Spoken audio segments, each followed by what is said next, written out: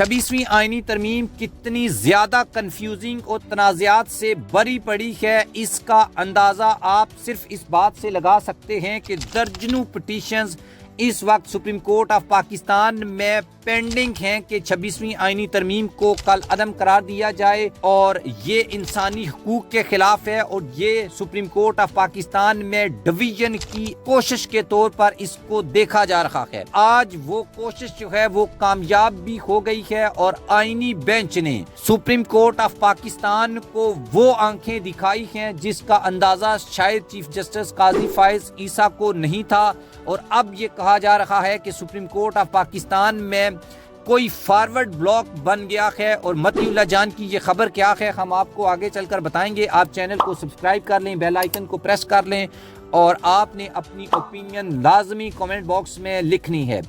دوستو، میرے خیال میں جسٹس منصور علی شاہ نے جب چیف جسٹس یحییٰ آفریدی کو یہ بولا تھا کہ 26ویں آئینی ترمیم جس میں آئینی بینچ بنایا گیا ہے، جس میں ججز کی تعیناتی کا نیا طریقہ کار اختیار کیا گیا ہے، اس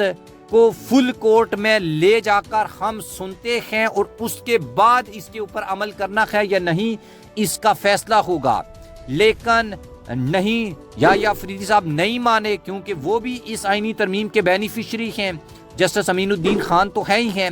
لیکن پھر جسٹس منصور نے اور جسٹس منیب اختر نے پریکٹس اینڈ پروسیجر کمیٹی کا اجلاس بلایا، اور 26ویں آئینی ترمیم کے خلاف جو پٹیشنز آئی تھیں ان کے اوپر فل کورٹ کا بنائی، لیکن یحییٰ آفریدی نے نہیں مانا۔ اب ایک کیس کے دوران جو ہے سپریم کورٹ آف پاکستان کے 7 رکنی آئینی بینچ نے جو ریمارکس دیے ہیں، وہ ریمارکس جو ہیں وہ اس وقت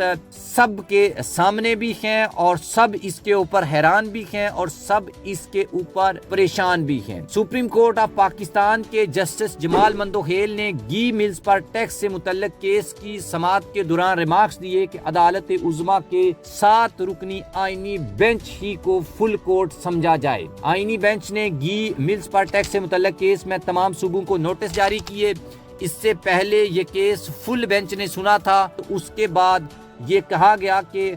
یہ تو فل کورٹ کو سننا چاہیے، تو جناب جسٹس جمال مندوہیل نے یہ کہہ دیا کہ اب کوئی فل کورٹ کوئی سین نہیں ہے، بس آئینی بینچ جو ہے، اور یہی آئینی بینچ جو ہے وہ 7 رکنی فل کورٹ ہے، اور اس کے بعد مسائل کا ایک نیا جو پلندہ ہے وہ کھل گیا ہے۔ اور ایمان مزاری نے بھی کل پٹیشن دائر کی تھی، اور ہر کوئی یہ کہہ رہا ہے کہ 26ویں آئینی ترمیم کے اوپر فل کورٹ بلایا جائے، اور فل کورٹ کون بلاتا ہے؟ چیف جسٹس آف پاکستان بلاتے ہیں،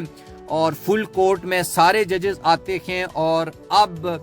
متی اللہ جان نے بھی یہ خبر جو ہے وہ کور کی ہے۔ آئینی بینچ جو ہے اس نے سپریم کورٹ آف پاکستان کو آنکھیں دکھانا شروع کر دی ہیں، اور سپریم کورٹ میں اس کے بعد شاید کوئی فارورڈ بلاک بن جائے کہ ججز ایک دوسرے کے ساتھ یا ایک دوسرے کے ساتھ بینچز تک میں بیٹھنے سے انکار کر دیں، کہ آئینی بینچ نے اب خود کو سپریم کورٹ آف پاکستان سے بالا تر قرار دے دیا ہے۔ اور یہ جسٹس جمال مندوہیل نے بھی ریمارکس دیے ہیں کہ سپریم کورٹ میں ایسے کیسز کی وجہ سے زیر التوا مقدمات کی تعداد جو ہے وہ 8000 مقدمات ہو چکی ہے۔ جسٹس محمد علی مظہر نے یہ کہا کہ سغرا بی بی کیس میں عدالت فیصلہ دے چکی ہے، اور آئینی بینچ جو ہے وہ اب سپریم کورٹ سے کیسے بڑا ہو گیا ہے، یہ سوال بہرحال رہے گا۔ جسٹس محمد علی مظہر نے بھی ریمارکس دیے کہ 26ویں آئینی ترمیم کے بعد اب کوئی فل کورٹ نہیں ہے، اب آئینی بینچ جو ہے یہ اس کے جو 7 ججز ہم آپ کے سامنے بیٹھے ہوئے ہیں، اب یہی 7 ججز فل کورٹ ہیں، اور آپ کو کہیں پر بھی نہیں جانا، اپنے مسائل لے کر ادھر ہی آنا ہے۔ 26ویں آئینی ترمیم کے خلاف جو پٹیشنز ہیں، اس کا مطلب یہ ہے کہ یہ پٹیشنز جو ہیں یہی آئینی بینچ سنے گا، اور وہ آئینی بینچ جو 26ویں آئینی ترمیم کا بینیفیشری ہے